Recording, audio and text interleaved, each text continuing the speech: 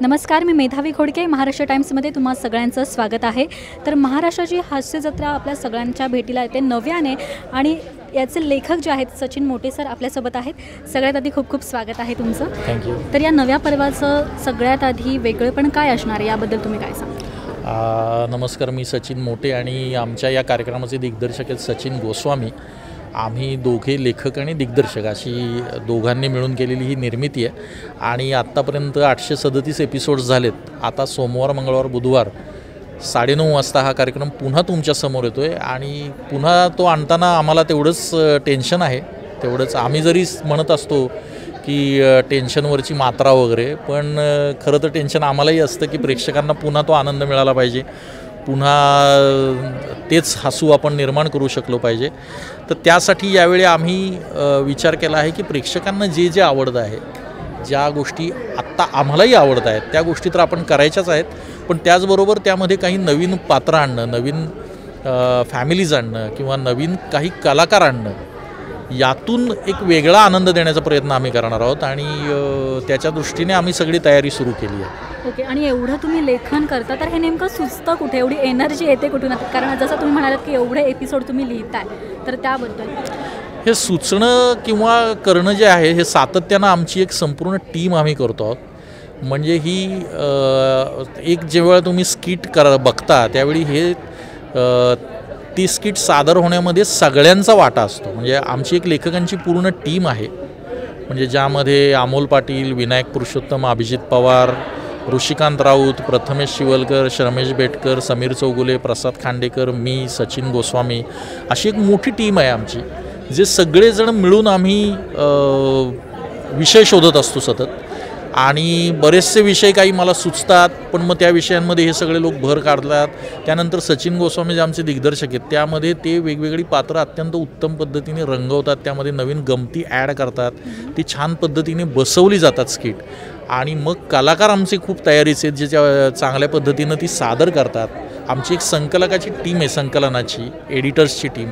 आमचे तंत्र दिग्दर्शक आहेत वैभव निवाते, ते अत्यंत कुशलतेनं ती सगळी स्किट तुमच्यासमोर सादर करतात. म्हणजे इथे जी स्किट्स होतात ती 30 ते 35 मिनटाचं एक स्किट असतं आणि प्रेक्षकांसमोर ज्यावेळी येतं त्यावेळी ते 15 ते 16 मिनटाचं असतं.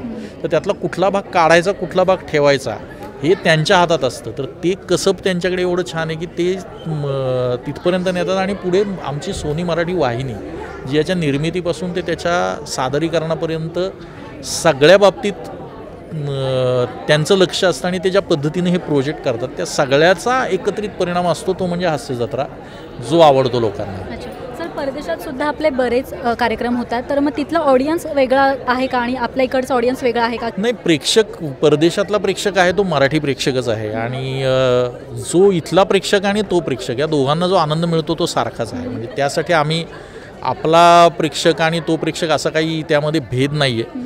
कारण आज मराठवाडा किंवा विदर्भ आणि पश्चिम महाराष्ट्रातले लोक जसे पुण्या मुंबईत आहेत तसेच ते आज इंग्लंड, अमेरिका सगळीकडे आहेत.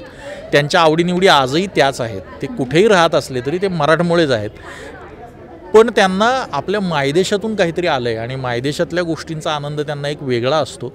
म्हणून आम्ही बऱ्याचदा परदेशामध्ये इथली गाजलेली काही स्किट्स, इथली गाजलेली काही पात्रं त्यांच्यासमोर सादर करतो, ज्याला ते प्रचंड आनंदाने प्रतिसाद देतात. कारण त्यांना कोणीतरी आपल्या घरचं माणूस येऊन आपल्यासमोर काहीतरी करतं आहे असा एक त्यांना तो फील असतो आणि त्यातनंच ते शो रंगतात. अच्छा, मग तिथे काय अशी वेगळी प्रतिक्रिया कोणाची आली आहे का, चांगली किंवा विचित्र, जी तुमच्या लक्षात आहे? तिथे वेगवेगळ्या पद्धतीच्या प्रतिक्रिया येतात. कलाकारांना खूप वेगवेगळी माणसं भेटतात आणि काय होतं तिथे सगळेजण सोनी लिव्ह ॲपवर बरेच जण जाऊन सिरीज बघतात. तर ते बऱ्याचदा ना एपिसोड नंबर घेऊन सांगणारी माणसं पण मला भेटली की तुमच्या 232 नंबरच्या एपिसोडमध्ये हे स्किट झालं होतं, हे स्किट मी 52 वेळा बघितलं, हे स्किट मी 101 वेळा बघितलं आहे, आता मी पहिल्यापासून सगळी एपिसोड बघितले तर आता मी परत पहिल्यापासून बघतो आहे. तर हे सगळ्याच गोष्टी होतात आणि एकटेपणा ही जी गोष्ट आहे जी महाराष्ट्रात किंवा आपण जे सगळे मराठी माणसं इथे एकत्र राहतो आपल्याला ह्या एकटेपणाची एवढी जाणीव नसते, पण परदेशातल्या लोकांना ती एकटेपणाची जाणीव बऱ्याचदा असते खूप. तर तो एकटेपणा घालवणारा मित्र म्हणून ते हास्य जत्रेकडे बघतात आणि तशी प्रतिक्रिया आम्हाला देतात. ओके, यापुढे तुमचं ध्येय काय असेल सांगू शकता का?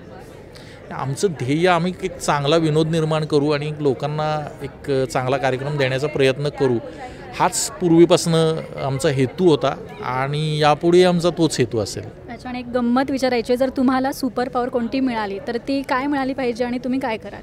म्हणजे काय होतं, बऱ्याच वेळेस आपल्याला बरंच काही करायचं असतं पण समाजाच्या दृष्टीने ते आपल्याला करता येत नाही किंवा तुमची कोणती इच्छा असेल.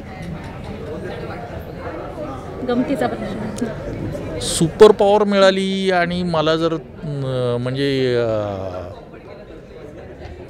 थोडं लोकांना समजा अशी मला जर काही पॉवर मिळाली की अत्यंत लोकांची तीव्र भावना झाल्यात सध्या आणि अस्मिता खूप मोठ्या झाल्यात आणि छोट्या छोट्या गोष्टींवरनं माणसं चिडतात आणि रिॲक्ट होतात, अशी काही पॉवर मिळाली आणि या सगळ्या भावना जर बोथट करता आल्या थोड्याशा आणि लोकांना जास्त निखळ, आनंदी आणि सगळ्या गोष्टींकडे खेळकरपणे बघणारे दृष्टी देता आली तर ती द्यायला मला नक्की आवडेल. अरे वा, खूपच छान. Thank you so much. Thank you. Thank you.